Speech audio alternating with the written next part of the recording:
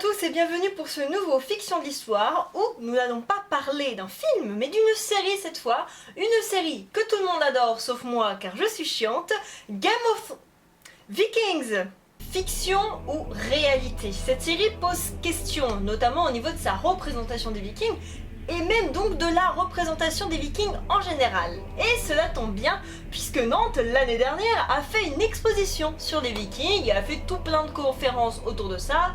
Je vous préviens tout de suite, je comptais regarder la saison 1 en entier, sauf que ce type de série avec des violences, des jeux de pouvoir et du sexe, ça ne m'intéresse pas et donc je n'ai tenu que 5 épisodes.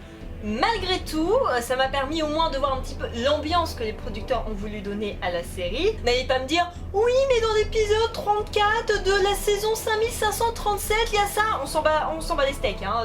Le but de cet épisode est d'entrer dans des grosses généralités. Après, au niveau des détails, je peux pas tout aborder non plus. Hein. Donc, voyons un peu cela de plus près.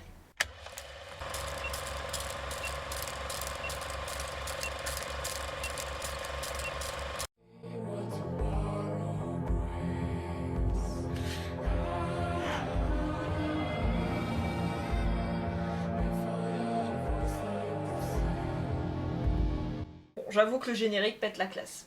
Donc, résumé. Nous suivons Ragnar Lothbrok et son groupe de vikings, simples fermiers qui décident de se rebeller contre son seigneur. Au lieu d'attaquer la Baltique, ce Tuck décide clandestinement d'aller en Angleterre pour piller ses monastères, ce qui va changer le destin des vikings à jamais. Je vais peut-être retirer la bouteille quand même. Je vais être honnête avec vous, au début je voulais absolument défoncer la série, avant de me rendre compte que c'était plutôt l'histoire et l'ambiance qui ne me plaisaient pas, comme je vous le disais au début de la vidéo, parce qu'en fait je me suis rendu compte au fur et à mesure de mes recherches que niveau historique, ça passe quand même. Mais on va quand même refaire un point, histoire que l'on soit tous clairs. Ragnar Lothbrok, qui était-il ? Pour les personnes qui l'ignoraient, et moi y compris, la série a utilisé un véritable personnage du mythe viking, Ragnar Lothbrok, qui aurait vécu entre 750 et 850 après Jésus-Christ. Et effectivement, sa femme était une bien nommée Lagertha et son fils Bjorn. En fait, tous les personnages de la série, ou presque, portent des noms de l'histoire viking. Même le personnage de Floki, qui est inspiré du personnage pseudo-historique Floki Vilgoarson, qui aurait été l'un des premiers à faire une expédition vers l'Islande. Donc oui, on est quand même loin du personnage qui parle aux arbres pour construire des dracars. Oui, alors la série, un coup c'est historique, ça va, ça passe. Et puis un coup, non pas trop, bah les steaks. Bon, si vous avez vu mon épisode sur le roi Arthur, évidemment que je conseille de le faire pour ceux qui ne l'ont pas fait, eh bien on est du même tonneau. C'est-à-dire que effectivement, Ragnar apparaît dans énormément de sources historiques plutôt fiable, mais finalement ce serait plutôt un homme qui aurait été une condensation en fait de plusieurs personnages historiques. Donc même si on le croise beaucoup dans les légendes vikings, il aurait en fait pas vraiment existé. En revanche, son fils Bjorn aurait bel et bien existé au 9e siècle, puisqu'il a été un roi suédois assez connu, qui est notamment allé faire des expéditions en Francie occidentale et en Angleterre, et a vécu l'arrivée du christianisme sur son territoire. Donc soit son père Ragnar a réellement existé, soit c'est juste un héros mythique, un petit peu pour lui donner une bonne image quoi. Et oui, puisque Ragnar, c'est le héros, celui qui aurait unifié le peuple viking, enfin les peuples vikings, puisqu'évidemment il n'y a pas un peuple viking, plusieurs populations étaient un petit peu dispatchées, avec plusieurs langues, plusieurs cultures et même plusieurs religions. Ça on le voit notamment au niveau de l'habillement et des bijoux dans les tombes, et surtout au niveau des broches, puisque c'est sur les broches que l'on voit les différences régionales. Et on a même supposé que carrément Ragnar serait un conte, le conte du roi Arek, qui aurait régné au 9e siècle et aurait notamment mené un raid à Paris en 845 sous le règne de Charles le Chauve. Et d'ailleurs le roi Charles le Chauve a été emprisonné par les Vikings dans l'abbaye de Saint-Denis. Donc le raid de Paris dans la saison 4, bah c'est pas si invraisemblable que ça, hein, puisque c'est vraiment arrivé. Bon après à savoir si c'est retranscrit correctement... spoiler, non. Et il est également connu pour être un grand chef militaire qui adorait les raids, notamment dans les pays chrétiens et surtout les monastères. Et ça tombe bien qu'on en parle. Les Vikings étaient-ils si à fond sur les raids? Alors, repartons de la base pour pouvoir répondre à cette question. Qu'est-ce que signifie Viking? Eh bien, un viking, c'est pas vraiment une population, c'est un verbe qui désigne une expédition pour aller se procurer des richesses. Donc pour l'instant, on va pas parler de raid, on va parler d'expédition. Et ça, on les a depuis la fin du 8e siècle, notamment avec le fameux raid de Lindisfarne, oui, comme on voit dans la saison 1, le monastère anglais que les vikings ont effectivement pillé. Bon, après le coup de on y va à la bistouffe les mecs, c'est pas vraiment fidèle aux vikings, qui savaient plutôt bien où ils allaient, ils connaissaient déjà l'Angleterre. Et oui, effectivement, le moine qui sait parler scandinave, que moi j'ai trouvé ça tout pété, eh bien, en fait, il y a eu des moines qui sont allés prêcher le christianisme dès le début du 8e siècle dans les pays scandinaves. Donc un moine qui sait parler la langue, c'est quand même plus pratique pour aller prêcher. Ok, les producteurs, vous avez un point et moi j'en ai 0. Ok. Il faut souligner que selon les preuves que l'on a eues dans les tombes, eh bien le parfait viking, en tout cas le viking le plus majoritaire, n'était pas celui qui partait en raid, en expédition ou en guerre. En général, le parfait viking, l'homme idéal selon les vikings, c'est celui qui sait gérer son territoire, qui est un fermier en fait, donc c'est pour ça que l'on trouve très rarement dans les tombes des armes ou même de l'équipement de chasse, puisqu'en fait le fermier viking n'avait pas d'armes, voire pas de cheval. Alors effectivement il y avait des raids, mais pour ça il y a 2 raisons plutôt crédibles à cela. La première, c'est qu'avec Charlemagne qui commence un petit peu à empiéter sur les territoires à partir de 720, bien les Vikings ont commencé peut-être à vouloir répondre, parce qu'ils ont commencé un petit peu à en avoir ras-le-bol de se faire prendre des territoires un petit peu partout. Et puis la deuxième raison, c'est que contrairement à ce qu'on peut imaginer, les Vikings étaient plutôt pauvres. Voilà. Mais malgré tout, il y avait une hiérarchisation dans la population, comme à peu près toutes les sociétés à cette époque, avec un seigneur qui recrutait des mercenaires pour faire le boulot, comme on le voit plus ou moins dans la saison 1. Et le problème, c'est que ces mercenaires, eh bien, il faut les récompenser avec des richesses. Et ces richesses, il faut aller les chercher. Et donc pour ça, on avait plusieurs moyens pour aller les chercher, dont les raids, qui étaient en fait le moyen le plus facile et rapide pour se procurer ce qu'on voulait. On a notamment le commerce, parce que oui, les Vikings étaient capables de faire des échanges commerciaux.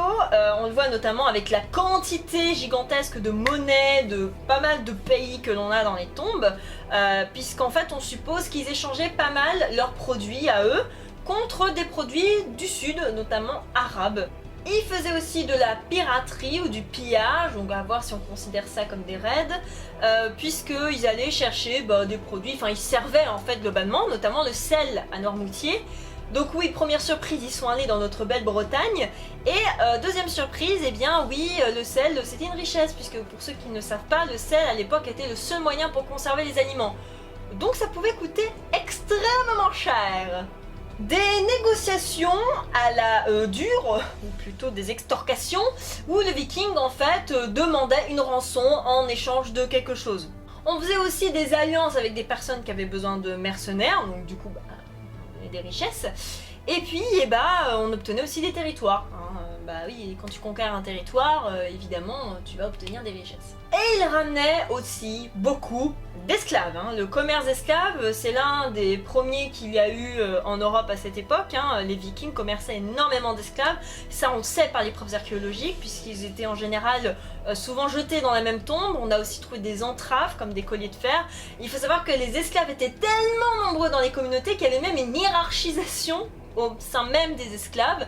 Donc quand on voit un esclave dans la saison 1, le fameux moine, ce n'est pas représentatif en fait de la multitude d'esclaves qu'il y avait dans ces communautés-là. Pour en revenir au raid, il faut savoir que c'était pas non plus une partie de plaisir pour les Vikings, parce que contrairement à ce que l'on voit dans les films et les séries, alors on a l'impression qu'ils sont en train d'aspirer comme ça toutes les richesses, puis après ils scaltent. Faut savoir qu'en fait la moitié des Vikings, très souvent, y restaient, puisque comme ils étaient pauvres, ils n'avaient pas d'armure, n'est-ce pas? Alors dans la série, ça leur permet de montrer leur magnifique coiffure très à la mode aujourd'hui. Mais à l'époque, c'était plutôt qu'ils étaient à la dèche, donc au pire, ils avaient une hache, une épée, parfois des lances, un petit casque en cuir pour se protéger un petit peu, faut pas déconner, et puis c'est marre. Les Vikings étaient-ils aussi violents? Moi, ce qui m'a vraiment sauté aux yeux dans cette série, et ce qui m'a pas mal rebuté, c'est la violence et le gore qu'il y a tout le long. Rien qu'en 5 épisodes, comptez le nombre de viols qu'il y a.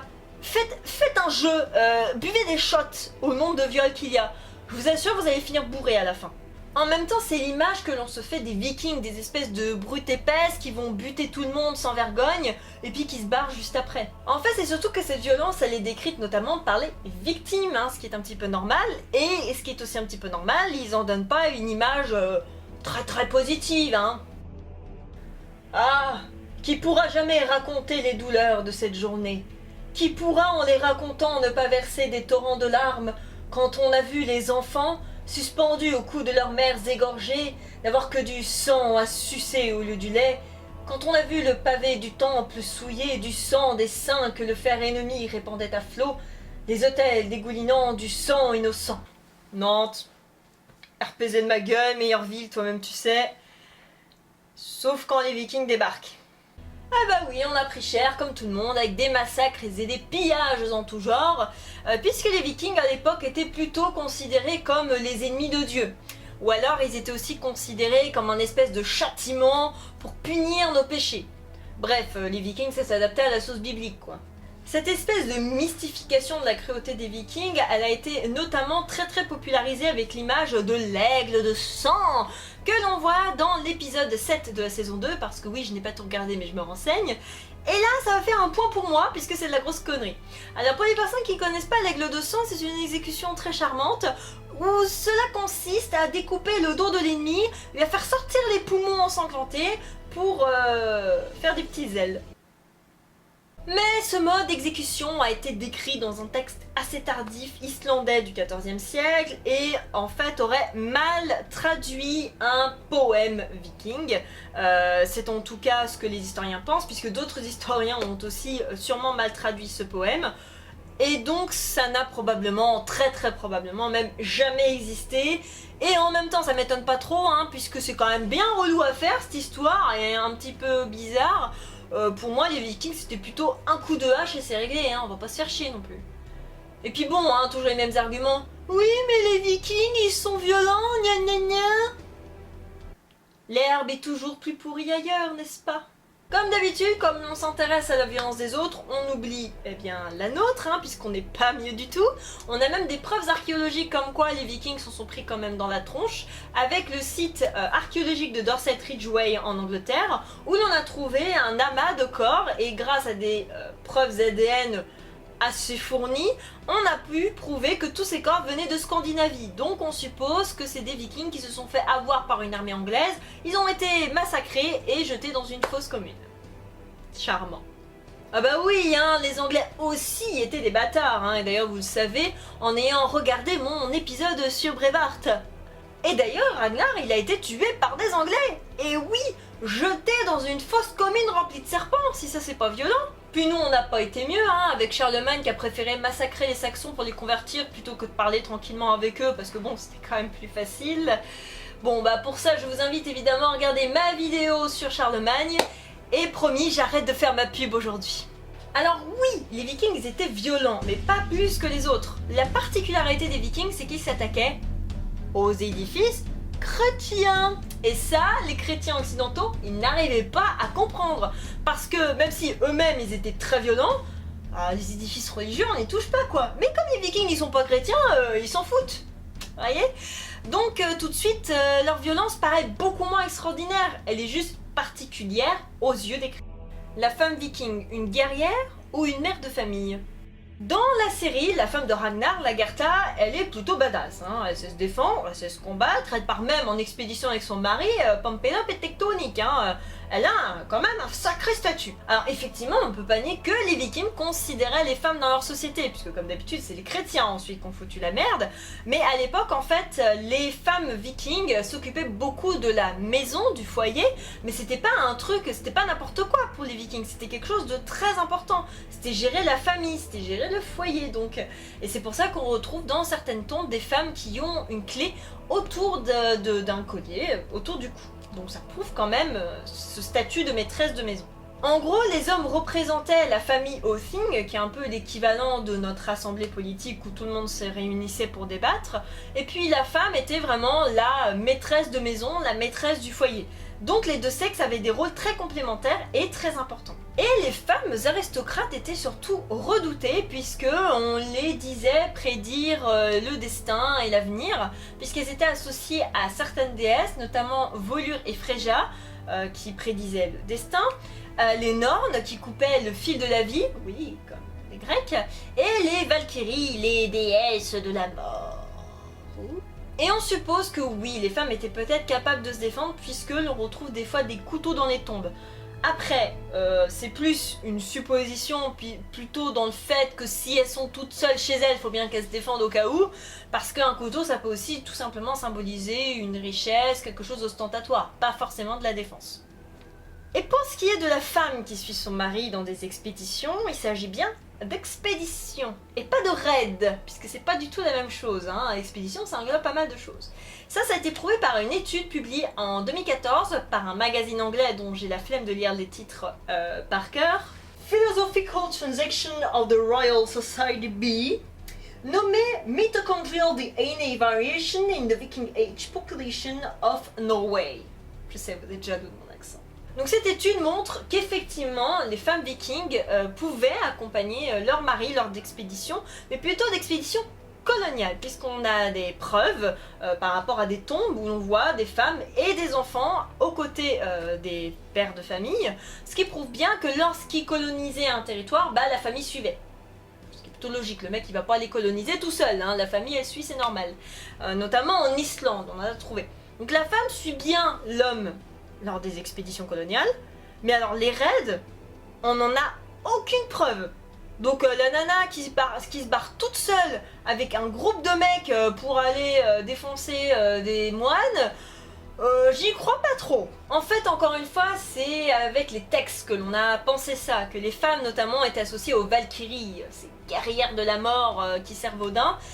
Notamment un texte de Saxo Grammaticus, j'adore ce nom, qu'il a écrit au XIIe siècle, encore une fois, très tardif, qui explique que Lagertha aurait aidé plusieurs fois son mari et l'aurait même sauvé la vie.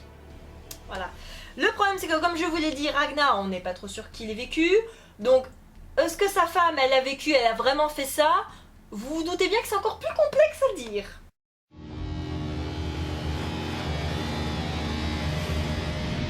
Et on peut conclure que la série, même si elle prend quand même des libertés, historiquement parlant, ça passe. Clairement, ça passe. C'est pas le truc auquel il faut faire confiance à 100%, mais ça passe. Pour ceux qui aiment la série ou qui voudraient la regarder, eh bien vous pouvez y aller, peut-être pas les yeux fermés, il faut faire attention, mais vous pouvez quand même y aller, elle est plutôt crédible historiquement et on sent que les producteurs ont voulu faire un effort pour reconstituer une ambiance viking qui est plutôt vraisemblable, malgré les erreurs historiques évidemment qui s'y trouvent. Faut pas non plus prendre les séries que vous regardez au pied de la lettre. Mais pour une série à gros budget, américaine, etc., c'est plutôt honorable d'avoir cette qualité de retranscription. Voilà, donc j'espère que cette vidéo vous aura plu, qu'elle vous aura appris des choses comme moi, elle m'en a apprises.